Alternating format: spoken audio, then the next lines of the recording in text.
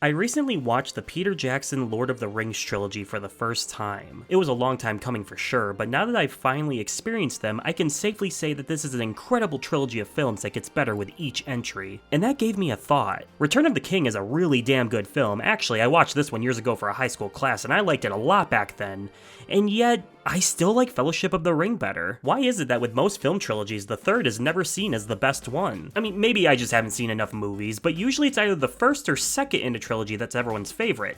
Never really the third one, is it? A threequel always has a tough spot to fill, being a follow-up to a follow-up. It's like a third act in an overarching story, be that in a literal narrative sense like with The Lord of the Rings, or in a more figurative sense with the team that created the movies, like the original Halloween trilogy. People really like that third one. Because I mean, Back to the Future Part 3, Star Wars Return of the Jedi, Toy Story 3, all really good movies, but I don't know if I'd call any of them the best in their respective trilogies. This stuck out to me because in the realm of video games, you'd be hard-pressed to not find a threequel that's either considered the best in their franchises, or the worst. Some of the greatest video games of all time are threequels. Metal Gear Solid 3, Tekken 3, Persona 3, some of my favorite games of all time. Likewise, some of the not greatest games of all time are threequels, like Mass Effect 3, Max Payne 3, F3R, definitely the weakest in their franchises. So, what I have for you are not only three threequels that I think are awesome, but are what I consider to be the peak of their franchises and also represent the three type of threequels I like to see. A threequel that includes all the content from the previous games while having original content that puts a new spin on the included old content, a threequel that is the most polished version of a concept and is the result of years of a team iterating on an idea, and a threequel that adapts the format they previously perfected in a new way as to keep the series feeling fresh and new. If you have any threequels you want me to talk about in the future, let me know in the comments. I might revisit this topic on another video that's a multiple of 3. And if you can think of any movie threequels you'd consider better than the other two preceding it, let me know too, because I honestly can't think of any, except for when I was a kid in 2003 and really liked Spy Kids 3D Game Over. And just like that, we've come full circle back to Elijah Wood.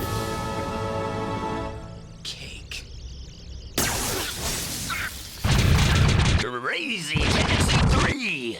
High roller. I fear no copyright god. That's it, I'm calling the cops. The Crazy Taxi franchise is often forgotten, probably due to the fact that there hasn't been a new mainline game since 2002. I personally think that that's a shame because these games have always been such a joy to play. Even though Crazy Taxi 1 is probably my favorite arcade game, I think that Crazy Taxi 3 Ha-Rolla is the best game in the franchise, and a lot of that can be attributed to it having the most content. So the Crazy Taxi formula, for anyone unaware, is actually quite simple. You find a passenger on the map and take them to their destination.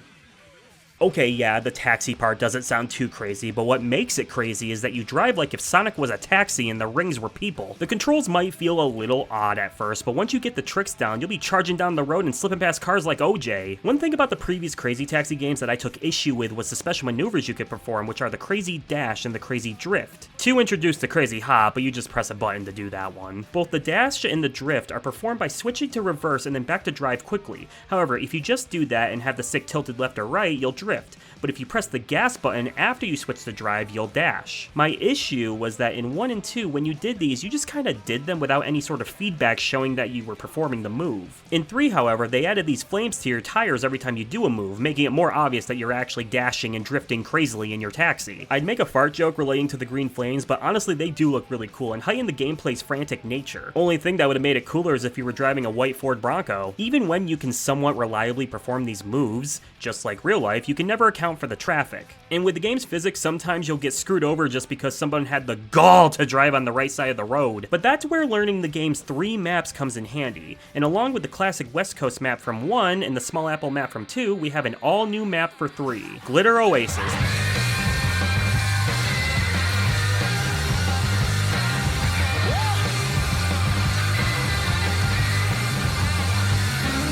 I do like this stage, though I definitely like the actual strip part, not as much the canyon or the dam. It comes with learning the map, but sometimes you just make the wrong turn off a cliff, and really at that point your run is just moot. I do applaud that they made sure to make the new map for 3 feel completely different from the previous 2 games. West Coast is still the quintessential Crazy Taxi map to me, especially with its San Francisco-inspired opening area, much like other games around the time, like Sonic Adventure 2 or Pepsi Man. And the Small Apple from Crazy Taxi 2 isn't really my favorite, but I do like its focus on tight streets and sharp turns. Obviously, Obviously, it's based on New York City, so you too can have the classic New Yorker experience of saying, fuck this traffic, and proceeding to jump over a building. I think all three of these levels are fun as hell, and Glitter Oasis fits Crazy Taxi like a glove. And of course, a new level means a new cast of cool for the early 2000s drivers to pick from. I love the entire cast of Crazy Taxi. Sure, they may be a look at what kind of people were once perceived as cool, but they do add to the game's personality the way that they banter with their passengers. Make a right.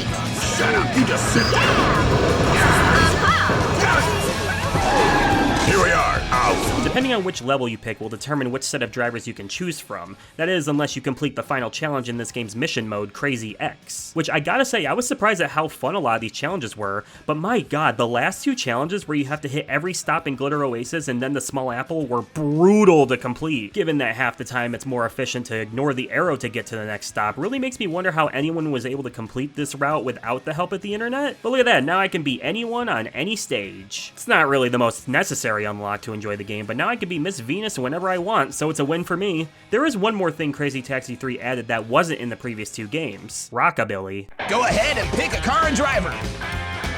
Mrs. Venus. All right, let's go have a good time. So Crazy Taxi is always associated with punk rock from the likes of The Offspring or Bad Religion, which I don't think anyone would disagree with. But whereas Crazy Taxi 2 leaned into that, 3 adds some tracks from Brian Setzer and the band Silver Bullet, or as they were known in the West, Citizen Bird. Brian Setzer's tracks are full-on rockabilly sounding, and Silver Bullets sound less like what The Offspring and Bad Religion's flavor of punk is, and a lot more like the Stooges, which Silver Bullet does cite as one of their inspirations. And for as ubiquitous as punk as a genre is for Crazy Taxi, I actually do feel that these fit right in with the rest of the soundtrack, especially in the Glitter Oasis stage, since in real life you'll find more Elvis impersonators than people in Vegas. Hey, what's the hair, man? Thank you very much. But let's not mince words here. If you don't got The Offspring or Bad Religion in there, you don't have Crazy Taxi. But fortunately, not every one of their songs from the previous games are in it, notably missing The Offspring's Way Down the Line and Bad Religion's Them and Us, which that one hurts me the most. 10 in 2010 by Bad Religion is here, as well as a few of their other tracks, but out of the included Offspring tracks, which there are a lot of good ones, they do have the one that matters. Look.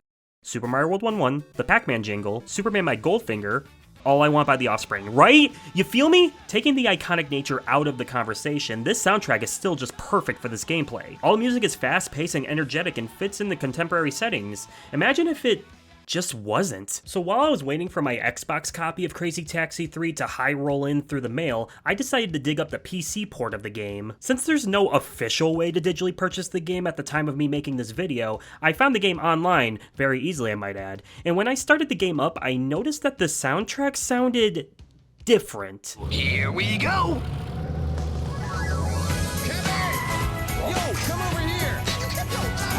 Crazy Taxi went from high-energy punk rock to your sister's work commute playlist. Which is not a bad thing, I might add. She has very good taste. But this is weird, right? Like, Every Time We Touch by Cascada is a great song, but for Crazy Taxi?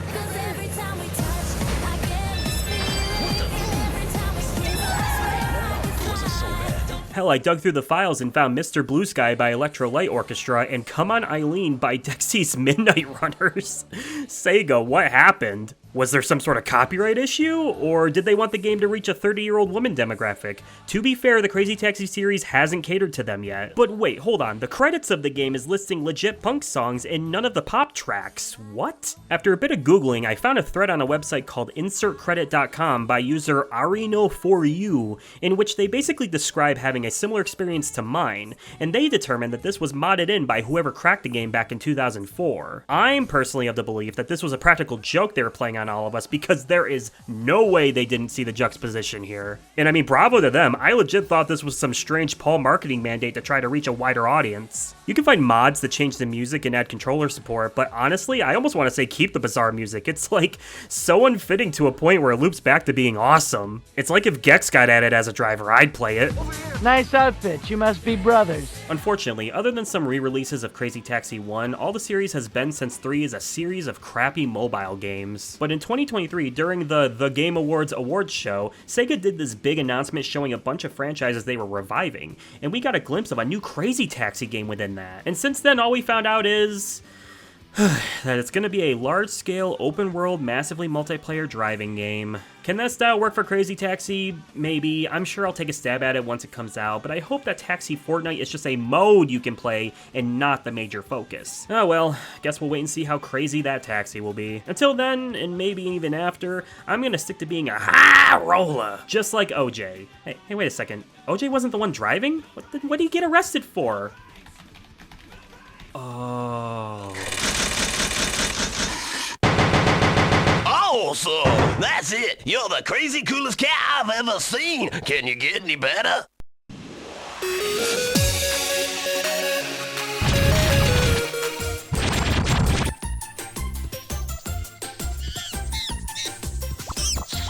Out of all of Sony's forgotten franchises, the lack of escaped apes is the one that hurts me the most. Here's how many Ape Escape games came out before Harambe's death, and here's how many that came out after. Really makes you think. But hey, at least you can play a lot of the Ape Escape games digitally on the PlayStation Network. Not the best one though! Ape Escape 3 is what you get after years of refinement from a team working with new technology. Try to act shocked, but the more developers get to iterate on an idea, the better the end product will be. The original Ape Escape's gameplay style of using the DualShock second stick as a means of performing actions was only implemented after the dev team saw the unveiling of said controller at a meeting, and they let their imagination run wild as to what could be done with it. Moving the camera? What are you, a moron? That's how you swing your funny stick around. After the initial entry, a weird tech demo-esque spin-off, a sequel, and a tournament-style spin-off, we have what I think is the best in the franchise, which means it'll never become easily accessible. The Ape Escape formula is quite simple, really. See, there's all these little simians running around causing a ruckus, so you have to chase them all down and catch them with your comedically sized net. This means most any monkey encounter will always result in some sort of frantic chase, and while chases in other games are kind of the fucking worst, here in Saru Get You the Third, it's always incredibly fulfilling. A lot of that can be attributed to the controls feeling as close to perfect as you can get. Not only is running and jumping around fun due to the movement itself feeling solid, the actual use of the various gadgets feel wholly unique for this game series. And that is to say, it does second stick combat good. When you have your club or net equipped, you simply push in the direction you want to swing said weapons. But if you have, say, the propeller or hula hoop, you rotate the stick to use that gadget's abilities, you see. You can kind of think of it like a twin stick shooter, which works well with the goal of catching the monkeys since they always start running crazy when they spot you. I always found it funny how in Ape 1 and 2 there were these lanky dudes who kind of had like a with their run, but in Ape Escape 3 it's their now more iconic chibi look, and they're a lot more like Being able to swing in any direction really helps make the gameplay flow naturally as you explore the levels. Plus, catching a monkey is incredibly satisfying with this big explosion of sound when you do catch one. The theming this time around is television. Guess we're ripping off Gex now. The series villain, Spectre, who is an evil monkey, is using ape-based television channels to turn the world's populace into mindless couch potatoes so apes can take over the world unopposed. The previous two protagonists, Spike and Jimmy, have already succumbed to this, so it's up to the new protagonists, Kay and Yumi, to catch all of the monkeys. Which, there's literally no difference between the two of them other than if you play as Yumi, occasionally you'll find a monkey that falls head over heels for her as they're fans of Yumi's pop idol music career, because that's a random character trait she has, and she also gets paid 81% of what Kay gets paid. The only other difference is that you get some different cutscenes, but like slightly. That's it really, Barry doesn't come save Kay from the trap room or anything. Whoa! I have to say, the TV aesthetic is what really ties this whole game together for me. Previously, the first game was all about time travel, and the second one was kind of this world tour. 3 having TV as a theme means we get a lot more specific level themes, like an entire horror level, or a level that takes place in a TV studio doing a bunch of low-budget broadcasts. You get a lot more monkeys dressed up as things, or with unique abilities based on what that level is, too. There's still a wide variety of color-coded monkeys with unique abilities like before, but you also find some unique ones like Darth Vader monkey that can use evil curse magic to hurt you, just like George would have wanted. Plenty of references to various TV shows and movies, like Charlie Chaplin monkey, or Terminator monkey, or Jason monkey, or Jackie Chan monkey. Even if a reference is lost on me, the apes being in silly costumes is enough on its own. Hell, I just appreciate a platformer from this era where the level themes aren't the basic biome-based stuff. How often do you get to have a wedding resort level in a game like this? Of anything, I wish we could have gotten more oddly specific ones, like Super Ape Natural, or maybe Dr. Hookie, or if you really wanted to, Sarulok. Okay, this really is just Gex now, isn't it? Bark like a dog, you little monkey woman. One thing I do like is that the game is split up into chunks, sort of, where you play 3 to 4 levels followed by a boss fight with one of the freaky Monkey 5. I might be reaching a little bit here, but I kind of feel like the levels preceding the boss kind of relate to each other. The first 3 are sort of fantasy themed, and then the second batch are more Western type shows, followed by the third being all Japanese themed. And the final level in all these batches are the aesthetic that follows into the boss fight, as well as relating to your brand new transform ability. Basically, once this meter is full, you can transform into a new costume that gives you various abilities, such as a knight with a shield to block fire or a cowboy that shoots stuff. I'll admit that these abilities do trivialize a lot of the game. If you ever want to just say fuck it, you can just use the ninja ability to catch most of the monkeys, but they are fun. And they don't make the whole game too easy though, because these boss fights, while still pretty easily, especially with the transformations, aren't free. Well, at least everything after the first one is, and that first one's pretty simple.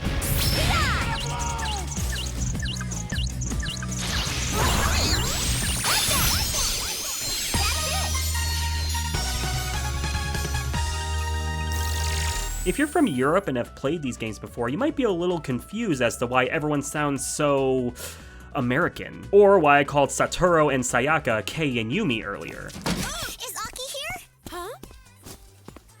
Hey, that's my pudding. There are monkeys all throughout the town. They're all over the TV. Anyway, this is huge. Hey, that hurts. Okay, there you are. For some reason, Ape Escape 1, 2, and 3 had completely different English dubs between the American and European regions. The European regions featuring a voice cast that sounds distinctly more British. Aki! Oh? Hey, don't even... This is my creme caramel. The monkeys are all over town and on TV and everyone's... I can't explain it, but it's really bad. That hurts, sis. Satoru, there you are. Oddly enough, in the European dubs of 2 and 3, all the characters retain their Japanese names. Even Spike and Jimmy are referred to as Kakeru and Hikaru, respectively. Not sure why we changed them here, even barring that Spike and Jimmy are pretty generic sounding names. Why did we go with Kei and Yumi for the Ape Escape 3 kids? Is that any less Japanese sounding than Satoru and Sayaka? Considering that in Korea their names are Chris and Amy, I'm surprised they didn't just go with that, but whatever. Speaking of dubs, prominent voice actors Steve Bloom and Nolan North voice some folk in this game. Can you guess who? Finally it begins! My revenge against those who laughed at me! Have you seen my ratings lately? Have you seen your waistline lately?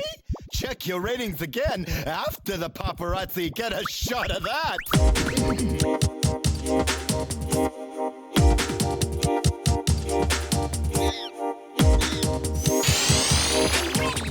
If you had to ask me what the #1 thing is that makes Ape Escape stand out as a franchise other than its control scheme, it would be its soundtrack. Soichi Terada has been in the music industry for a long time, and his unique style of drum and bass and house music landed him a job to compose Ape Escape's soundtrack back in 1999. If you want an idea of what kind of music Soichi Terada was making that made him so popular, I demand you listen to his Sumo Jungle album. I genuinely think that might be my favorite album of all time. It is so unique sounding.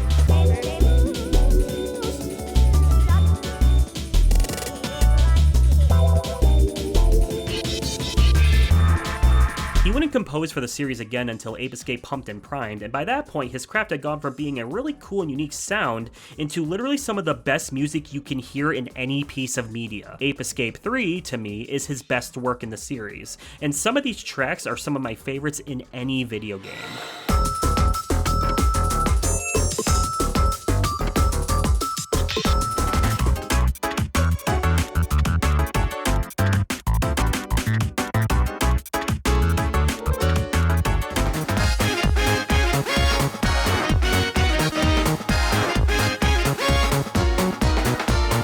I want to sit here and wax poetic about how video games used to be something magical but are now just another corporate industry more concerned with profit margins, and mainly because we already know that. But I do feel like there's something to be said about how back in the day we got the great games we got because of where the industry was at the time. It was always about money at the end of the day, but the money that was being made was almost always related to the games that felt new and unique, and I personally believe a lot of that was because the creatives were allowed to be creative. A group of developers saw a new controller and made a game around how it would feel to use both of the sticks at the same time. The artists on that team designed a wacky and cartoony world to fit that frantic gameplay style, and a composer created music to immerse you in that wacky world in a way that you couldn't mistake for anything else. And when that worked, they got to keep working on that idea until they basically perfected it while still expanding upon it to keep it feeling fresh and new. I'm of course not saying this doesn't happen anymore, because it does, but the issue I feel is that because game development has gotten way more expensive and way more time consuming, you aren't going to see giant AAA games do something weird like a game about catching monkeys. especially since developers are always trying to follow industry trends rather than try to set the industry trend. And every time I see yet another one of these games come out that want to be the next giga shit thing and then quietly get canceled after nobody plays it, I just think about how many more Hi-Fi Rushes or I Am Your Beast we could have had with fractions of what it costs to make something like Concord. If you were like me and something like Ape Escape 3 speaks to you and you wish there were more unique games like it, then you just gotta look at the indie scene these days. Every now and then we do get an Astrobot, which has an Ape Escape level in it by the way, but unless the industry shifts to focus on shorter games with worse graphics made by people who are paid more to work less, we probably won't be getting another one of those, not from Sony anyways. As for Ape Escape, it really is a shame that 3 was the last real game in the series. What followed, other than some handheld spin-off titles and Spike being included in Sony Smash Bros., was a Japanese-only sequel to Pumped & Primed, which is... it's alright. And then the Japanese-only Saru Big Mission, which after playing it myself, it's actually pretty damn good and puts a new spin on a formula that I liked a lot. Alas, Ape Escape 3 still remains my favorite in the franchise. Hopefully it'll get put on the PlayStation Network someday, and maybe we can even get a new entry. Considering that unless you're a space rodent with a robot friend or a really angry Greek man, your chances of being revived from this era are slim. I'd at least like some sort of collection of the main Ape Escape games, or for fuck's sake, just put 3 in the PlayStation Store. I just want more people to play this one specifically. I mean, guys, there is an entire officially licensed Metal Gear Solid parody game within this game, and it has a plot and characters and boss battles and POWs to save that I want to talk about, but I also don't want to double the length of this segment on this mini game alone. How could you not want to play this game? It just makes me happy, and there's not that many things that do that for me anymore. Is that right? Well, I guess that's the way it goes. We'll probably meet again somewhere.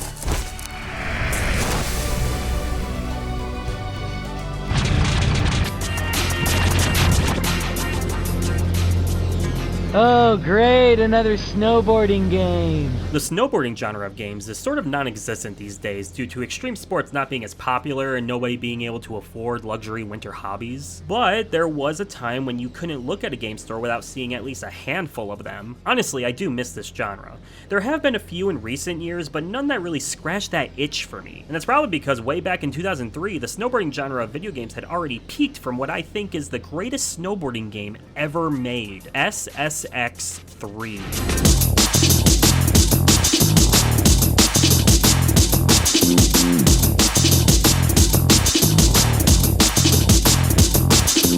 People forget this, but the SSX franchise was actually quite important back in the day, as the initial entry was a launch title for the PS2.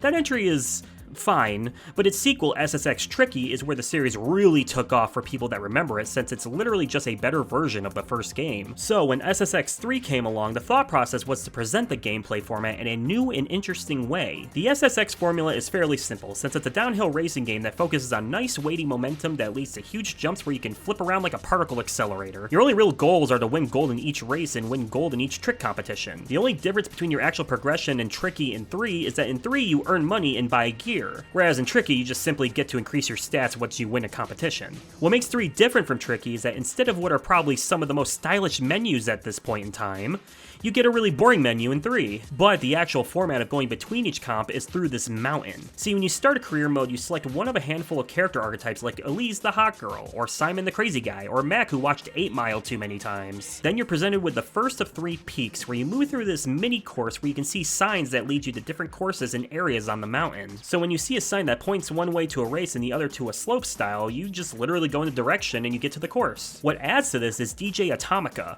who is always announcing various stuff between races, from mountain related news and talking about your current border, and he will always comment on the track you're about to get to. In the latest SSX event news, trees and patches of fog are what riders have to look forward to today as the circuit continues onto the Snow Jam racecourse. For all your mountain info, stay with Radio Big. Of course, this is all flavor and doesn't actually let you in on much, but I love how it makes this feel like a populated area in a real world. The DJ will shout out various borders with song selections, and you'll get some of the artists of the songs you are listening to give a little blurb for EA Radio Big, and they even sound like they're coming from a shitty phone mic. They actually phoned it in for the aesthetic of it. I above it all, you're with Radio Big. How's everybody everybody doing out there on the slopes today? This is MXPX, and you're listening to Radio Big. The mountain format uses the fact that everything is connected to its advantage because these aren't separate areas that you load into. No, you literally go to the different tracks that are all there in real time. So how the game works is that you have 2 tracks that you have to medal in before you get challenged to a one-on-one race in an untracked style course. You know, it's not all professionally designed, it's some backwoods boony shit. After that, you get the peak challenge, where you start at the untracked course and move through the entire mountain all the way to the bottom, which, no matter which peak you do, will always be the Metro City track. This format, along with the radio constantly going, adds something that the SSX games did not have before: immersion. Your characters play a part in this as well. Aside from the DJ talking about who you're playing as, they'll all shout at each other during races, which is really fun since, you know, this is 2003 and these are archetype characters. Hey, leave! Oh, sorry, I can't hang a chat. I think one of the best vibes in any game I've ever played is when you select the Peak 3 race in SX3 with your favorite playlist selected and you just go. It takes a long time, but it's such a fun challenge. The music plays an important part to the immersion too, because even though we have a wide variety of licensed music tracks ranging from electronica to hip-hop to funk to butt rock, it's all dynamic. So a lot of the time the song doesn't just play completely straight, but it'll change depending on what you're doing. When you're just riding, it'll play normally, but when you get big air, it'll go to a stripped down version that cuts right back to the song when you land. Oh, yeah! You'll also sometimes get a quieter, more ambient version of the track when you reach certain areas like a cave or something outside the track.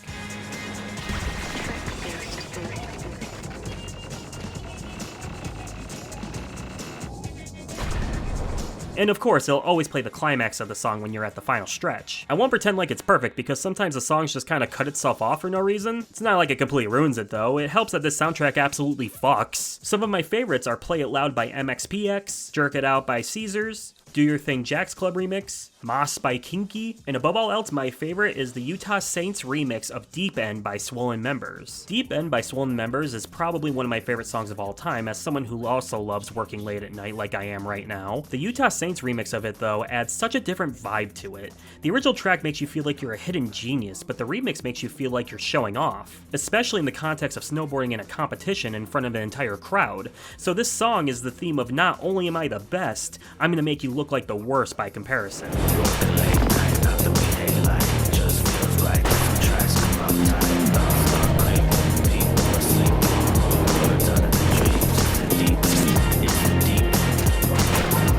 Man, this game is so good. It's actually somewhat available too because the original Xbox version is compatible on all modern Xbox consoles. It's a shame it's my least favorite version. Okay, let me explain how it actually works using the PS2. So when you get air, you can grab the board using the 4 top buttons on the controller, and you can press any combination of these for a different grab. If you press square while grabbing your board, you tweak your grab for an alternate version of it. And when you have your boost meter full, tweaking your board will result in you doing a special trick depending on which grab you're doing. This square button is also the boost button while you're on the ground as well. This control scheme, for being what is a series born from the Tony Hawk era of gaming, where most any extreme sports games played roughly like that one, is quite intuitive. But remember that the original Xbox did not have 4 shoulder buttons, only 2 triggers. Instead of L and R, we have the white and black buttons. So naturally, the button layout had to change a bit. Now, only the right trigger is a grab, and X, Y, and B are the other 3 grab buttons, with the left trigger now acting as the tweak button. Other than it becoming much harder to perform certain combination grabs, this isn't completely awful.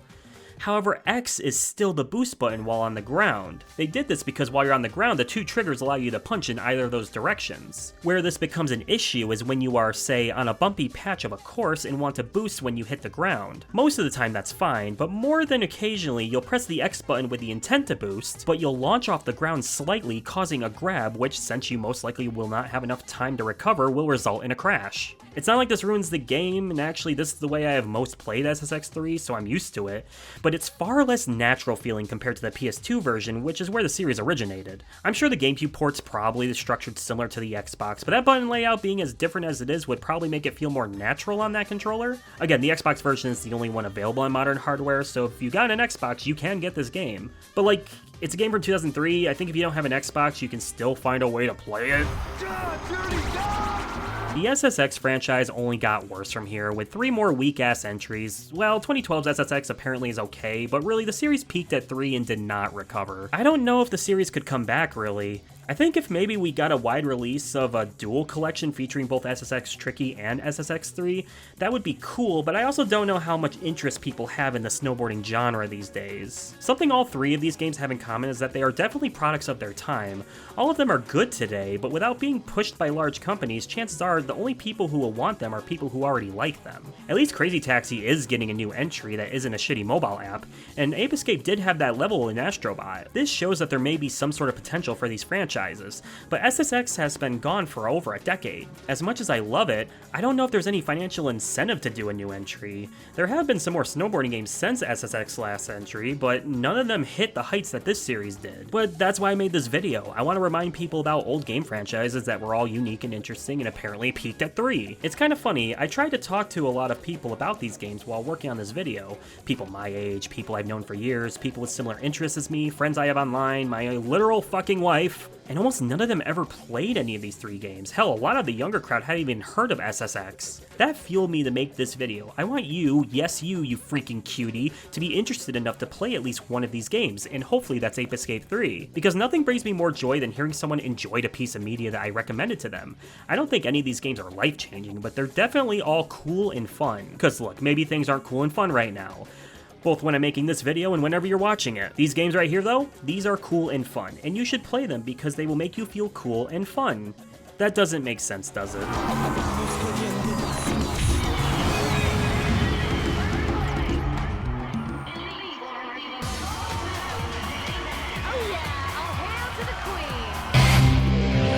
Hello, this is months later, slightly sick Tom here to tell you that I appreciate you watching my video, and I think you should subscribe and comment and all that stuff so I know I'm doing a good job.